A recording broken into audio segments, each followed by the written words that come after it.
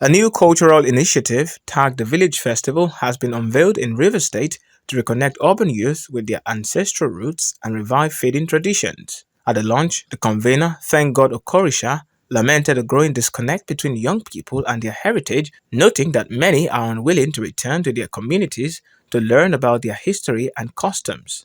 Today, we face a reality where many of our young people are more familiar with global cultures than with their own.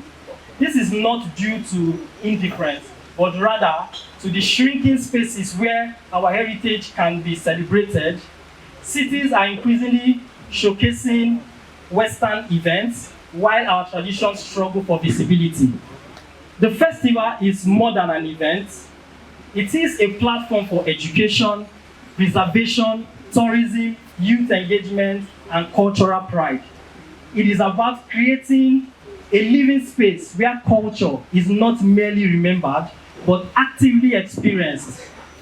If returning to the village is not always possible, then we must bring the village to the city. That's why we tagged it, bringing the village to the city. A retired professor of history and art theory at the University of Port Harcourt, Professor Frank Ugomo, said while the festival aims to reenact aspects of the past, its sustainability will depend on leveraging digital technology to preserve and promote indigenous culture. Technology should be taken a great advantage of so that when we want to propagate what we used to be and what we were, technology available these days in digitization, cybernetics and all of that, is all available for us to ground these things in such a way that when we post them on YouTube, make them available to people and all this, it can be available to those who think we have lost our culture. They will now go there and reclaim our culture.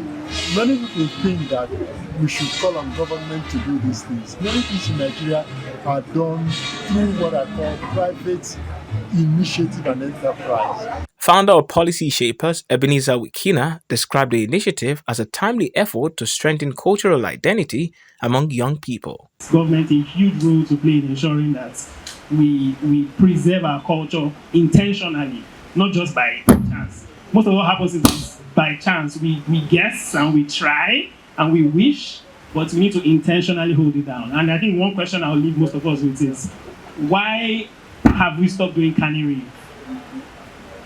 Right? Why? There's no, if you ask this question in government circles, and I've asked a couple of people, there's really no answers as to why. So it means as a people we should be asking our government and holding them accountable to that. Because that is one way, and for me, the first few years cannery began, I started to see things like, this is a River State too.